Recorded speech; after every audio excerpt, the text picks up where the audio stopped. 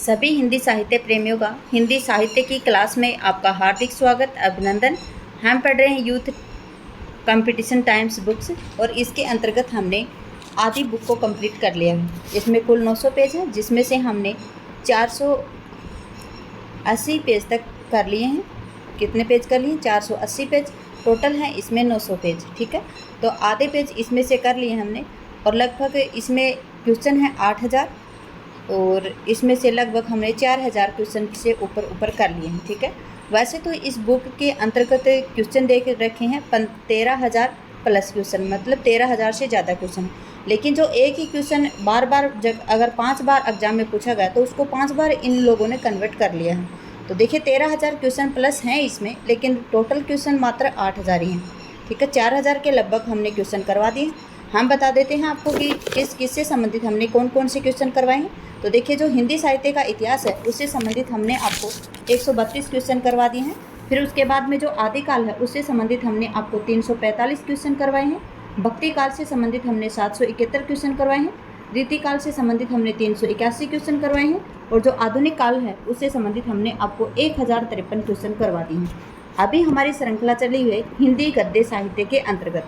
ठीक है, ये सभी काव्य के अंतर्गत आते हैं। जो पद्य साहित्य हैं उससे संबंधित क्वेश्चन आंसर आ गए इसमें सभी टोटल। लेकिन अभी हम चल रहे हैं गद्य साहित्य के ऊपर। तो देखिए, जो गद्य साहित्य से संबंधित क्वेश्चन हैं वो हमने करवा दिए हैं आपको लगभग 995। कितने क्वेश्चन करवा दिए? 995, जिसके अंतर्गत 995 क्वेश्चनों में गद्य साहित्य से संबंधित क्वेश्चन आ गए, नाटक से संबंधित क्वेश्चन आ गए और उपन्यास से संबंधित हमने क्वेश्चन आंसर करवा दिए हैं। एक बात मैं और बता देती हूँ कि अगर आपको नाटक से संबंधित क्वेश्चन देखने होंगे तो आप देखेंगे कि नाटक से संबंधित महत्वपूर्ण प्रश्न उत्तर, उसकी प्लेलिस्ट अलग है। उपन्यास से संबंधित देखेंगे तो उपन्यास से संबंधित महत्वपूर्ण प्रश्न उत्तर, उसकी प्लेलिस्ट अलग से बनी हुई है। उपन्यास की कम से कम हमने 20 क्लासें ली हैं। अगर आप देखना चाहेंगे द्विवेदी युग से संबंधित महत्वपूर्ण प्रश्न उत्तर तो आप इसी नाम से निकालेंगे। भारतेंदु युग से निकालेंगे तो भारतेंदु युग के महत्वपूर्ण प्रश्न उत्तर आ जाएंगे और हर क्वेश्चन को मैंने डिटेल्स के साथ समझाया है। ठीक है, आज हम कर रहे हैं कहानी से संबंधित, ये हमारी पहली क्लास होगी और 996 से ये क्वेश्चन शुरू है। इसके अंतर्गत हैं 2065 क्वेश्चन। ठीक है, देखिए आज का हमारा पहला क्वेश्चन है, ये कहानी से संबंधित क्वेश्चन है। जयशंकर प्रसाद की कहानी कौन सी थी? ठीक है, जो जयशंकर प्रसाद जी हैं उनकी पहली कहानी पूछी आपसे कि पहली कहानी उनकी कौन सी थी। तो देखिए, इनकी पहली कहानी है ये ग्राम कहानी थी। कौन सी कहानी थी? इनकी पहली कहानी ग्राम थी। जयशंकर प्रसाद की पहली कहानी कौन सी थी? ग्राम थी, जिसका रचनाकाल सन 1911 बताया जाता है। इनका प्रकाशन जो आपकी ग्राम कहानी थी 1911 की, इसका प्रकाशन इंदु पत्रिका में हुआ था। किस पत्रिका में हुआ था? इंदु पत्रिका में हुआ था। जयशंकर प्रसाद की पहली कहानी ग्राम सन है 1911 में और प्रकाशन इसका इंदु पत्रिका में हुआ था। इसके बाद में आगे है छाया प्रसाद जी की प्रथम कहानी संग्रह। आपसे पूछा जाए कि पहली कहानी कौन सी है तो ग्राम, पहला कहानी संग्रह कौन सा है तो छाया। और छाया का प्रकाशन कब हुआ था? सन 1912 को हुआ था। ग्राम कहानी यथार्थवादी कहानी है। देखिए, ग्राम कहानी वो कैसी कहानी? यथार्थवादी कहानी है। इसे हिंदी की पहली आधुनिक कहानी भी माना जाता है। कैसी कहानी माना जाता है? हिंदी की पहली आधुनिक कहानी किसको माना जाता है? ग्राम कहानी को माना जाता है। छाया 1912, प्रतिध्वनि 1926, आकाशदीप 1929, आंधी 1931, इंद्रजाल 1936 और प्रसाद जी की ये कहानी संग्रह है। जो आकाशदीप 1929 आपके यूजीसी नेट जेआरएफ में लगा हुआ है। ठीक है, देखिए क्वेश्चन पढ़ना मतलब ये नहीं कि एक ही क्लास में मैं आपको 50 या 60 क्वेश्चन करवा दूँ, ये मतलब नहीं होना चाहिए। आपका उद्देश्य होना चाहिए कि हमें कितना याद हो रहा है और कितने क्वेश्चन हमसे बन रहे हैं। ठीक है, आपको देखिए इन क्वेश्चनों के माध्यम से कम आपके 10 क्वेश्चन क्लियर हुए होंगे। देखिए, छाया का रचनाकाल देख लिया आपने, आकाशदीप का देख लिया, आंधी का देख लिया, इंद्रजाल और प्रतिध्वनि, 5 क्वेश्चन आपके यहीं तैयार हो गए। फिर ग्राम कहानी कैसी कहानी है? यथार्थवादी कहानी है, 6 क्वेश्चन। इन्हें हिंदी की आधुनिक कहानी कहा जाता है, 7 क्वेश्चन। छाया प्रसाद जी की प्रथम कहानी संग्रह है, 8 क्वेश्चन। और ये कौन सी पत्रिका में प्रकाशित हुई थी? तो इंदु पत्रिका में प्रकाशित हुई थी, 9 क्वेश्चन। और जयशंकर प्रसाद की जो पहली कहानी है वो ग्राम है, ये 10वां क्वेश्चन और इसका प्रकाशन 1911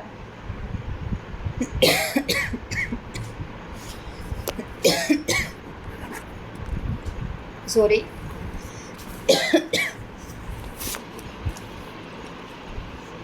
तो देखिए एक ही क्वेश्चन में हमने कम से कम आपको 10 क्वेश्चन करवा दिए हैं। 10 भी न माने आप 5 क्वेश्चन तो ज़रूर माने कि एक क्वेश्चन से 5 क्वेश्चन तो आपके ज़रूर ही बन रहे होंगे। ठीक है, अगला क्वेश्चन है, नगर वधुएं अखबार नहीं पढ़ती, ये किसका कहानी संग्रह है। देखिए जो नगर वधुएं हैं वे अखबार नहीं पढ़ती, ये किसका कहानी संग्रह, तो ये अनिल यादव जी का कहानी संग्रह है।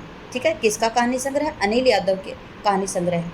देखिए एक बात मैं और आपको और बता दूं कि जिस रचना का मैं रचना काल नहीं बता रही हूँ आपको, तो आप समझिए कि वो मुझे न तो गूगल पे मिला है, न मेरे पास में एक कविमाला नाम की बुक है जिसमें 200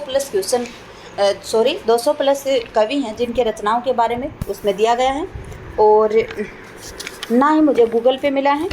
अगर मुझे जिसकी भी रचना काल मिला है वो मैंने सब लिखवा है यहाँ पे। पहले मैं खुद तैयार करती हूँ और फिर आपको पढ़ाती हूँ, तो मैं पहले देख लेती हूँ कि इसका रचना काल क्या है। नगर वधुएं अखबार नहीं पढ़ती, ये अनिल यादव की कहानी संग्रह है। ये कब आया है, यूपी PSC GDC 2021 में पूछा गया क्वेश्चन है ये। नगर वधुएं अखबार नहीं पढ़ती, ये अनिल यादव जी का कहानी संग्रह है। अगला है, फेंस के इधर उधर यात्रा, क्षणजीवी, सपना नहीं आदि, ज्ञान रंजन जी की कहानी है। फिर उसके बाद में है आदमी नहीं टूटता, मुक्ति, शापग्रस्त,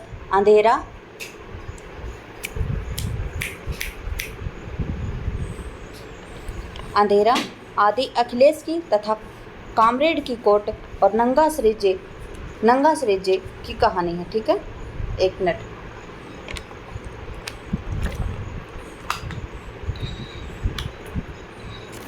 ठीक है, एक मिनट।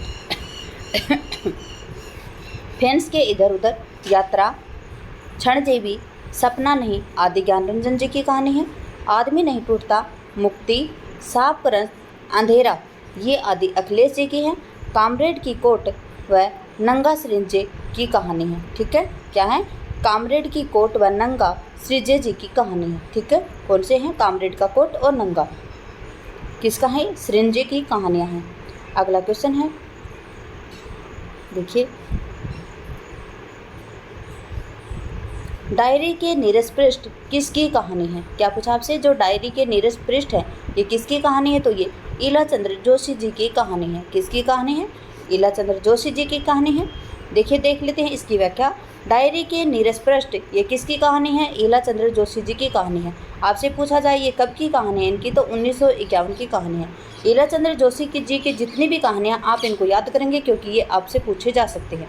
इनके द्वारा अन्य रचित कहानियाँ कौन सी हैं, धूप रेखा इनकी 38 की है, दिवाली और होली इनकी 1942 की है, रोमांटिक छाया इनकी 43 की है, आहुति इनकी 45 की है, खंडहर की आत्माएं इनकी 48 की है, और कंटीले फूल इनकी 1957 की है।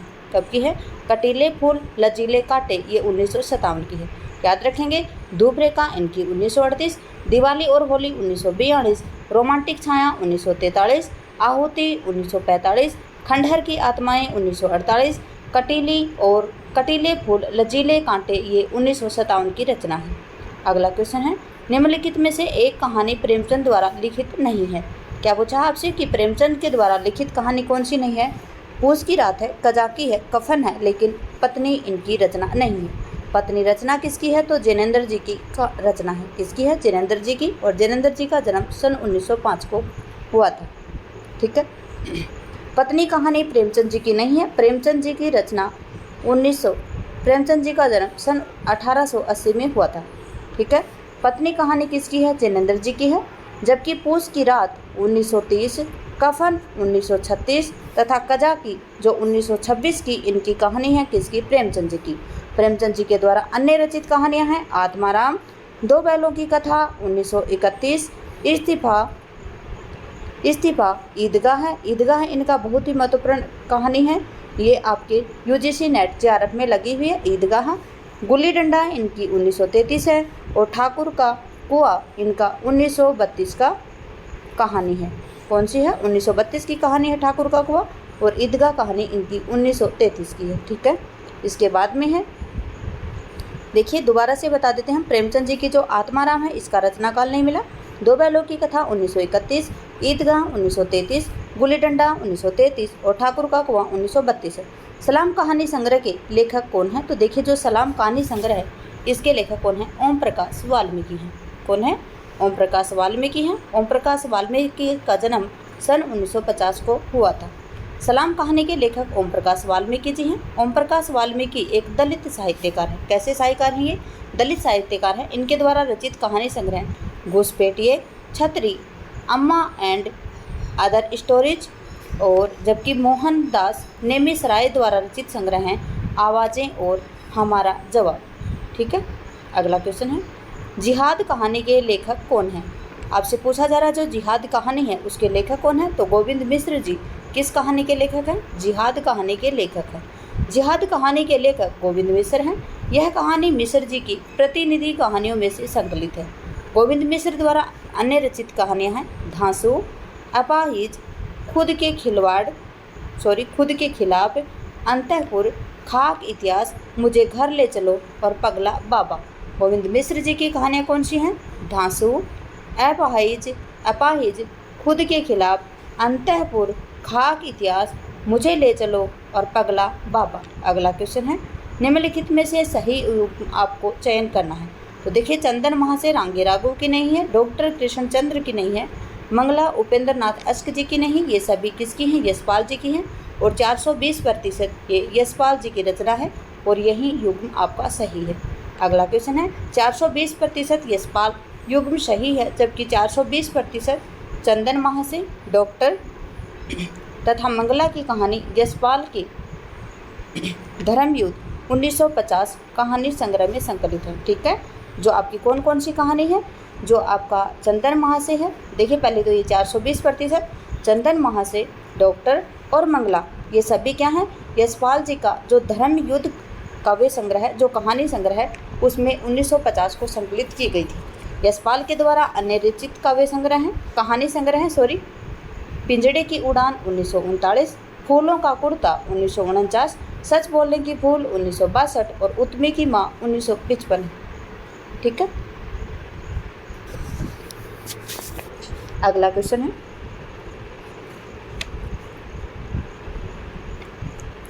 इनमें से कौन सा कथाकार उत्तराखंड से संबंधित नहीं है? पूछा जा रहा है आपसे कि उत्तराखंड राज्य से किस कथाकार का संबंध नहीं है? शैलेश मंटियानी साहब का है, हिमांशु जोशी का है, शेखर जोशी का है, लेकिन अमरकांत का संबंध किससे नहीं है? उत्तराखंड से नहीं है। किसका संबंध नहीं है? जो अमरकांत साहब हैं इनका संबंध उत्तराखंड से नहीं है। कथाकार अमरकांत उत्तराखंड से संबंधित नहीं है। ये शेष जो तीनों कथाकार हैं ये उत्तराखंड से संबंधित हैं। अमरकांत 1 जुलाई 1925 और मृत्यु इनकी 2014 को और जन्म इनका नगरा गांव बलिया जिला उत्तर प्रदेश में हुआ था तथा इनकी मृत्यु इलाहाबाद, जिसे वर्तमान में प्रयागराज कहा जाता है, उसमें हुई थी। साहित्यकार अमरकांत की प्रमुख कहानी संग्रह हैं जिंदगी और जोंक, देश के लोग, मौत का नगर, मिलन मित्र, कुहासा, एक धनी व्यक्ति का बयान, सुख और दुख का साथ। अगला है दो दुखों का एक सुख, ये किसकी रचना है? ये शैलेश मंटियानी साहब का की कहानी है और कब की है? ये सन 1966 की है। कब की है? सन 1966 में है दो दुखों का एक दुख। अगला हारा हुआ, ये कब का है? तो 1970 का है। उसके बाद में है तीसरा सुख, चील 1976 की है। उसके बाद में ये किसकी हैं? शैलेश मंटियानी जी की कहानियाँ हैं। शेखर जोशी का है कोशिका घटवार, जो 1958 का है। फिर अगला है डागरी वाले, तो ये कब का है? 1994 का है। और अगला है हलवाहा, ये 1981 का कहानी है। ठीक है, उसके बाद में है अनंततः है, रथ चक्र, जलते हुए डेने, सागर तट के शहर आदि कहानी हिमांशु जोशी की हैं। अगला क्वेश्चन है निम्नलिखित में से प्रगतिवादी विचारधारा के प्रतिनिधि रचनाकार कहानीकार कौन है? पूछा जा रहा है आपसे जो प्रगतिवादी विचारधारा है उसके प्रतिनिधि रचनाकार या कहानीकार कौन है? तो यशपाल जी हैं, वो इनके प्रतिनिधि रचनाकार हैं। यशपाल प्रगतिवादी विचारधारा के प्रतिनिधि रचनाकार कहानीकार कहलाते हैं। यशपाल के प्रमुख कहानी संग्रह निम्नलिखित हैं पिंजड़े की उड़ान, ज्ञानदान। देखिए जो इनकी पिंजड़े की उड़ान है ये 1939 का कहानी है। ज्ञानदान इनकी 1943 की कहानी है। अभिशप्त इनकी 1944 की कहानी है। तरक का तूफान 1943 की कहानी है। भस्मावृत चिंगारी 1946 की कहानी है। वो दुनिया 1941 की कहानी है। फूलों का कुर्ता 1949 की कहानी है। धर्मयुद्ध 1950 की कहानी है। उत्तराधिकारी 1951 की कहानी है। उत्तमी की माँ इनकी 1955 की कहानी है। चित्र का शीर्षक इनका 1952 की कहानी है। सच बोलने की भूल इनका 1952 की कहानी है। खच्चर और आदमी 1970 का है। खच्चर और आदमी सन 1965 का है। और इसके बाद में भूख के 3 दिन, ये इनका 1968 की कहानी है। ठीक है। यशपाल जी की प्रमुख कहानियों में है पिंजड़े की उड़ान 1939, ज्ञानदान 1943, अभिशप्त 1944, तरक का तूफान 1943, भस्मावृत चिंगारी 1946, वो दुनिया 1941, फूलों का कुर्ता 1949, धर्मयुद्ध 1950, उत्तराधिकारी 1951, उत्तमी की माँ 1955, चित्र का शीर्षक 1952, सच बोलने की भूल 1952, खच्चर और आदमी 1965 और भूख के 3 दिन 1968 की कहानी है। अगला क्वेश्चन है, आदि और अंत, जिंदगी के थपेड़े, धरती अब भी घूम रही है, इसका रचनाकाल सन 1970 है। और ये किसकी कहानी है? ये विष्णु प्रभाकर जी की कहानी है। अगला है धूपरेखा, दिवाली और होली, रोमांटिक छाया, आहुति, खंडहर की आत्माएं आदि ईला चंद्र जोशी जी की कहानी है। ठीक है। कौन सी है? रोमांटिक छाया। पहले है धूपरेखा इनकी 1938 की है। फिर है दिवाली और होली, इनका 1942 की है। रोमांटिक छाया इनका 1943 की है। आहुति इनका 1945 की है। खंडहर की आत्माएं 1948। ईला चंद्र जोशी जी की कहानियाँ हैं। ठीक है। कौन कौन सी हैं? देखिए, जो धूप रेखा है ये कब की है? सन 1938 की है। दिवाली और होली 1942, रोमांटिक छाया 1943, आहुति 1945, खंडहर की आत्माएं 1948 और एक और इनकी कहानी है कंटीले फूल लचीले कांटे, ये 1957 की रचना है। अगला है भेड़िए, डाक मुंशी, भविष्य के गर्भ में लड़ाई, सूर्य पूजा आदि कहानी भुवनेश्वर जी की है। ठीक है। भेड़िए, डाक मुंशी, भविष्य के गर्भ में लड़ाई, सूर्य पूजा कहानियाँ भुवनेश्वर के द्वारा लिखी गई हैं। अगला क्वेश्चन है, समांतर कहानी आंदोलन के प्रवर्तक कौन है? देखिए, जो आपसे पूछा गया जो समांतर कहानी है उसके प्रवर्तक कौन है? तो समानांतर कहानी के प्रवर्तक कमलेश्वर जी हैं। कौन है? कमलेश्वर जी हैं, वो समानांतर कहानी के आंदोलन के प्रवर्तक हैं। समानांतर कहानी आंदोलन के प्रवर्तक कमलेश्वर हैं। समानांतर कहानी आंदोलन में आम आदमी को प्रतिष्ठित करने पर बल दिया गया है। समांतर कहानी आंदोलन का सूत्रपात सारिका पत्रिका के माध्यम से हुआ है। कमलेश्वर ने राजा निर्वंशिया, कस्बे का आदमी, देखिए राजा निर्वंशिया इनका 1957 का है। कस्बे का आदमी इनका 1958 का कहानी है। मांस का दरिया 1966 का है। और ये किसकी कहानी है? कमलेश्वर जी की कहानियाँ। ठीक है। कमलेश्वर को किस कहानी का प्रवर्तक माना जाता है? तो ये जो समांतर कहानी है इस आंदोलन का प्रवर्तक किसको माना जाता है? कमलेश्वर जी को माना जाता है। ठीक है। अगला है, इन्हें समांतर कहानी आंदोलन में आम आदमी को प्रतिष्ठित करने पर भी इन्होंने बल दिया था। और जो समांतर कहानी है उसका आंदोलन का सूत्रपात सारिका पत्रिका के माध्यम से हुआ था। किस पत्रिका के माध्यम से हुआ था? तो सारिका पत्रिका के माध्यम से हुआ था। कमलेश्वर जी हैं, इनकी जो कहानियाँ वो राजा निर्वंशिया 1957, कस्बे का आदमी 1958, मांस का दरिया 1966 आदि इनकी कहानियाँ हैं। अगला है, धर्मवीर भारती का एक प्रमुख समकालीन कहानीकार है। देखिए, जो धर्मवीर भारती हैं वो क्या है? एक प्रमुख जो समकालीन कहानीकार है वो कौन है? धर्मवीर भारती। और इनके द्वारा जो लिखे गई कहानी है वो है मूर्तों का गाँव 1946 का है। कब का? सन 1946 का। और स्वर्ग और पृथ्वी ये इनका 1949 का है। फिर उसके बाद में है बंद गली का आखिरी मकान, ये 1969 का है। ठीक है। ये महत्वपूर्ण कहानी, जो 3 महत्वपूर्ण कहानी दी गई यहाँ पे। जो समकालीन कहानीकार हैं कौन? धर्मवीर भारती। धर्मवीर भारती का जन्म सन 1926 है। ठीक है। कमलेश्वर जी का जन्म आपसे पूछे तो सन 1932 है। कौन सा है? सन 1932 है। ठीक है। और जो धर्मवीर भारती का जो जन्म पूछा आपसे तो 1926 है। धर्मवीर भारती जी की 3 कहानियाँ याद रखेंगे, मुर्दों का गाँव 1946, स्वर्ग और पृथ्वी 1949 और बंद गली का आखिरी मकान इनकी बहुत ही महत्वपूर्ण कहानी है, ये 1969 को है। धर्मवीर भारती को समकालीन कहानीकार कहा जाता है और समानांतर कहानी किसको कहा जाता है, कमलेश्वर जी को कहा जाता है। अगला क्वेश्चन है, देखिए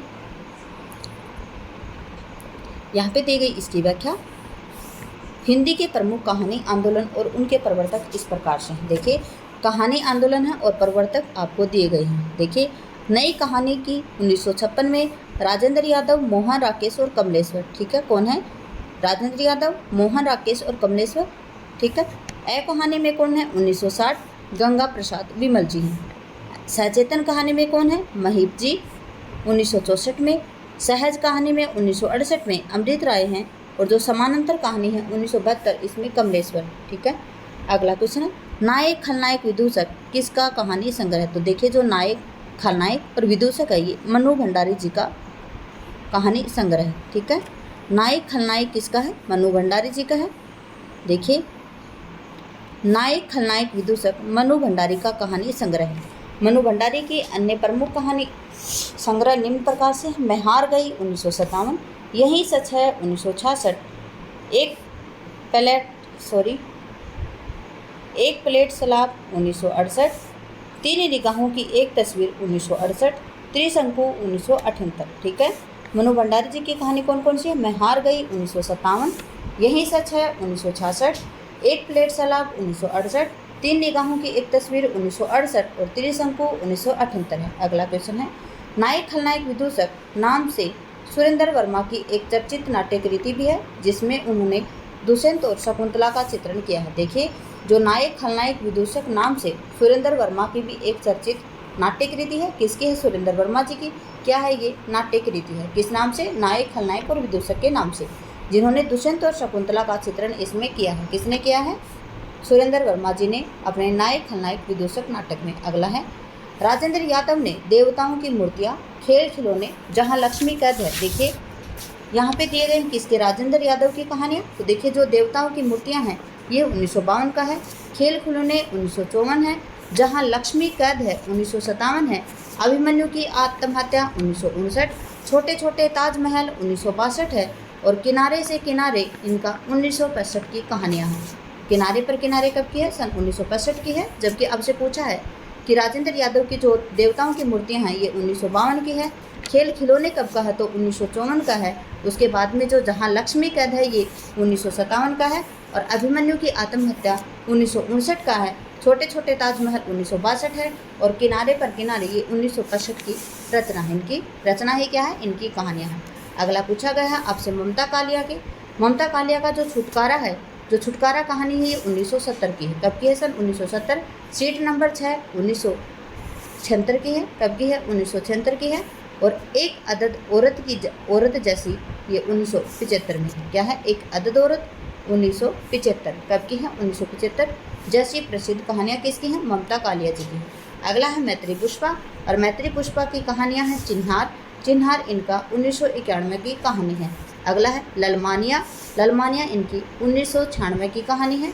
अगला है गोमा हस्ती है, ये इनका 1998 की कहानी है। उसके बाद में है, ठीक है, इनकी जो मैत्री पुष्पा है इनकी 3 कहानी दी गई। चिन्हार 1991, ललमानिया 1996, गोमा हस्ती हैं 1998। देखिए स्टूडेंट्स, अगर आप ये सोचें कि एक बार पढ़ने से याद होगा तो बिल्कुल भी नहीं होने वाला है। चाहे आप रट कर चले जाएं या फिर आप एक बार देखकर चले जाएं या फिर मुझे गालियाँ निकालें आपकी मुझे याद नहीं हो रहा। एक बार पढ़ने से कुछ भी याद नहीं होता है। आप इसको बार बार दोहराएंगे, बार बार देखेंगे, बार बार क्लासें लेंगे तो आपको बिल्कुल याद हो जाएगा। ये मेरा 100% आपसे वादा है, ठीक है। उसने कहा था कहानी के रचनाकार कौन है? तो देखिए जो उसने कहा था उस कहानी के रचनाकार कौन है? तो उस कहानी के रचनाकार हैं चंद्रधर शर्मा गुलेरी। ये कब की रचना है इनकी? सन 2015 की शायद रचना है। 2015 की नहीं है, 1915 की रचना है। कब की है? सन 1915 की रचना है। और उसने कहा था ये आपकी UGC नेट JRF में लगी हुई रचना है और ये बहुत ही अच्छी और सुंदर कहानी है और ये चंद्रधर शर्मा गुलेरी जी की कहानी है, ठीक है। उसने कहा था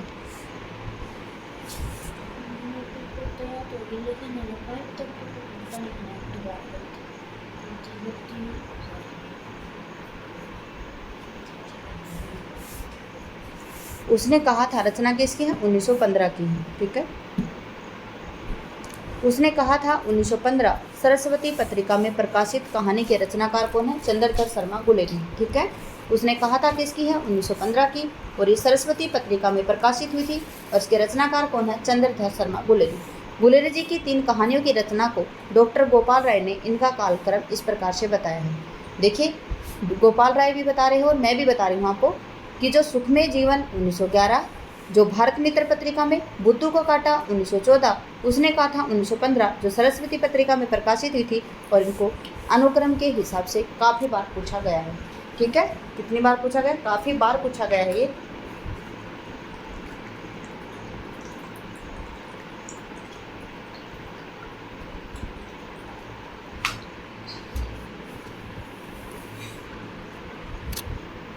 अगला है, उसने कहा था प्रथम विश्व युद्ध की पृष्ठभूमि पर लिखी गई प्रेम संवेदना की कहानी, ठीक है।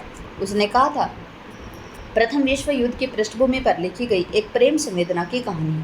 उसने कहा था ये फ्लैशबैक मतलब पूर्व दीप्ति पद्धति पर लिखी गई हिंदी की प्रथम कहानी है। देखिए कितने क्वेश्चन क्लियर हो रहे हैं यहाँ से।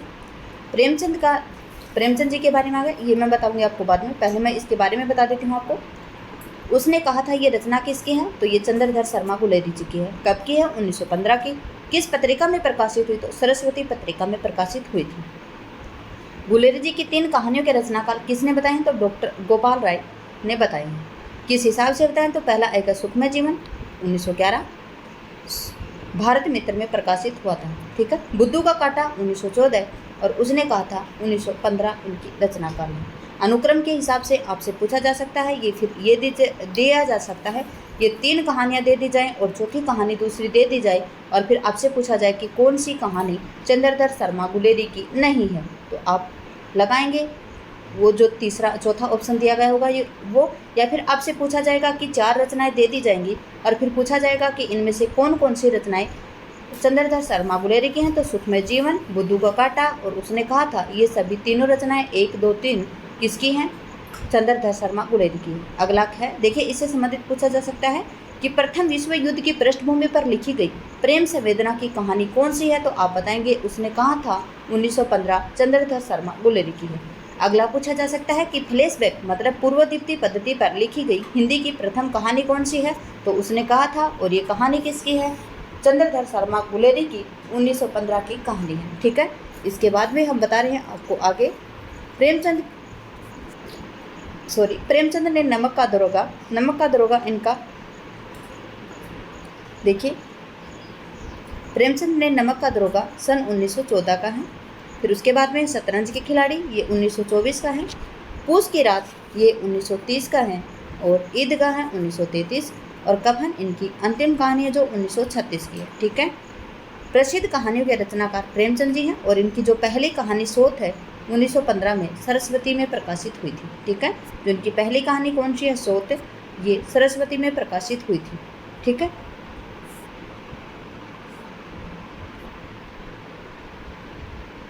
अगला क्वेश्चन है, देखिए विश्वंभर नाथ शर्मा कौशिक ने गल्प मंदिर, चित्रशाला, कल्लोल जैसी कहानियाँ लिखी हैं, और उसके बाद में है सुदर्शन ने सुप्रभात, परिवर्तन, झरोखे, नगीने जैसी अनेक महत्वपूर्ण कहानियाँ लिखी हैं। अगला क्वेश्चन है, किस कथाकार को पहाड़ का प्रेमचंद कहा जाता है? आपसे पूछा जा रहा है कि कौन सा कथाकार है जिन्हें पहाड़ का प्रेमचंद कहा जाता है? तो विद्यासागर जो नेटियाल है इनको पहाड़ का प्रेमचंद कहा जाता है। विद्यासागर नेटियाल को पहाड़ का प्रेमचंद कहा जाता है। इनके कहानी संग्रह हैं टिहरी की कहानियाँ, सच्ची डोर, उमर कैद, फट जा पंचधार, भैंस का कट्टा, माटी खाए जानवरा, घास, सोना, मुलजिम और सन्नीपात। अगला क्वेश्चन है, शेखर जोशी जी के कहानियाँ हैं कोशिका घटवार 1958, साथ के लोग 1978, कब का है? 1978, हलवाहा 1981, नौरंगी बीमार है 1990, मेरा पहाड़ 1989, और एक पेड़ की याद 2015। प्रतिनिधि कहानियाँ किसकी हैं? शेखर जोशी जी की कहानियाँ, ठीक है। दोबारा से बता देते हम आपको, जो कोशिका घटवार है ये 1958, सात के लोग 1978, हलवाहा 1981, नौरंगी बीमार है 1990, मेरा पहाड़ 1989, सॉरी हाँ जी, और एक पेड़ की याद 2015 की इनकी कहानी है। अगला क्वेश्चन है, शेखर जोशी ने अपने लेख गलता लोहा में किस सामाजिक मुद्दे का वर्णन किया है। क्या पूछा आपसे कि शेखर जोशी ने जो अपना लेख लिखा था गलता लोहा, उसमें किस सामाजिक मुद्दे का वर्णन किया है, तो जातीय विभाजन पर आधारित है। ये कब का है, जातीय विभाजन पर आधारित है। ये शेखर जोशी ने अपने लेख गलता लोहा में जातीय विभाजन के सामाजिक मुद्दे का वर्णन किया है। शेखर जोशी का जन्म सन 1932 में ईस्वी अल्मोड़ा उत्तरांचल में हुआ था। कोसी का घटवाद 1958, सात के लोग 1978, दाजू और हलवाहा 1981, नौरंगी बीमार है 1990। कहानी संग्रह किसके हैं, शेखर जोशी जी के कहानी संग्रह।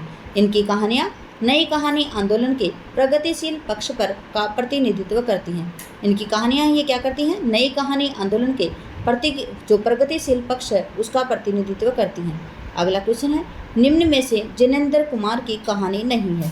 खेल, पाजेब, नीलम देश की राजकन्या और रात्रि की महक। तो देखिए जो रात्रि की महक है ये जिनेंद्र कुमार जी की रचना नहीं है।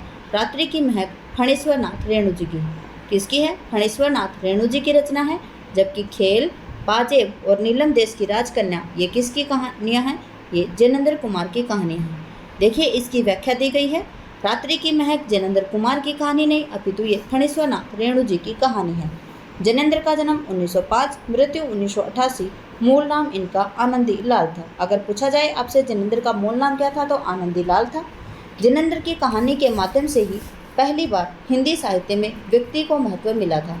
पूछा जाए आपसे कि किसकी कहानी के माध्यम से ही हिंदी साहित्य में व्यक्ति को सबसे पहले महत्व मिला था, तो ये जिनेंद्र की कहानियाँ हैं। अगला क्वेश्चन है, देखिए आगे दिया गया है इसमें, जिनेंद्र की प्रथम कहानी कौन सी है, खेल, जो 1928 में विशाल भारत पत्रिका में प्रकाशित हुई थी। आपसे पूछा जा सकता है कि जिनेंद्र की पहली कहानी कौन सी है, तो खेल कहानी है। इसका प्रकाशन कब हुआ था, सन 1928, और कौन सी पत्रिका में प्रकाशित हुई, तो विशाल भारत पत्रिका में प्रकाशित हुई थी। किंतु जिनेंद्र ने फोटोग्राफी को अपनी प्रथम कहानी माना है, लेकिन जो जिनेंद्र जी हैं उन्होंने कौन सी कहानी को, जो इनकी फोटोग्राफी कहानी है उसको प्रथम कहानी माना है। जिनेंद्र के अन्य प्रमुख कहानी संग्रह और कहानियाँ इस प्रकार से हैं, फांसी है इनका 1929, वातायन है 1931, दो चिड़ियाँ 1934, एक रात 1935, नीलम देश की राजकन्या 1938, ध्रुव यात्रा 1944, पाजेब 1948, जय संधि 1948, स्पर्धा पत्नी, एक कैदी, गदर के बाद, बाहुबली, लाल सरोवर, अपना अपना भाग्य। ये जो अपना अपना भाग्य है ये किसका है, ये जिनेंद्र जी की रचना है और ये आपके यूजीसी नेट जेआरएफ में लगी हुई कहानी है। ठीक है, अगला क्वेश्चन है, देखिए अगला है, जो फणीश्वर नाथ रेणु जी हैं उनकी कहानियाँ इस प्रकार से हैं, ठुमरी 1959, आदिम रात्रि की महक 1967, अग्निखोर 1973, एक श्रावणी दोपहर की धूप 1984, अच्छे आदमी 1988, लाल पान की बेगम और पंचलाइट, और तीसरी कसम मारे गए गुलफाम। देखिए जो पंचलाइट है ये नहीं, जबकि लाल पान की बेगम और तीसरी कसम उर्फ मारे गए गुलफाम ये इनकी यूजीसी नेट जेआरएफ में लगी हुई कहानियाँ हैं। ठीक है, लाल पान की बेगम और जो तीसरी कसम है ये इनकी किस में लगी है, ये यूजीसी नेट जेआरएफ में लगी हुई रचनाएं हैं। ठीक है, यहाँ पे तक टाइम देख लेते हैं। हाँ जी, आज हम करेंगे यहीं तक। क्लास में बने रहने के लिए आपका धन्यवाद। आपका दिन शुभ रहे। जय हिंद, जय भारत, जय जवान, जय किसान। एक बात और बता देती हूँ स्टूडेंट्स आपको कि ये कहानी से संबंधित महत्वपूर्ण प्रश्न उत्तर नाम से एक प्लेलिस्ट तैयार की जाएगी और जो सभी कहानियों के क्वेश्चन आंसर हैं, जो जितने भी महत्वपूर्ण प्रश्न उत्तर बनेंगे वो हम उसी प्लेलिस्ट में सेव कर देंगे। ठीक है, क्लास में बने रहने के लिए आपका धन्यवाद। आपका दिन शुभ रहे। जय हिंद, जय भारत, जय जवान, जय किसान।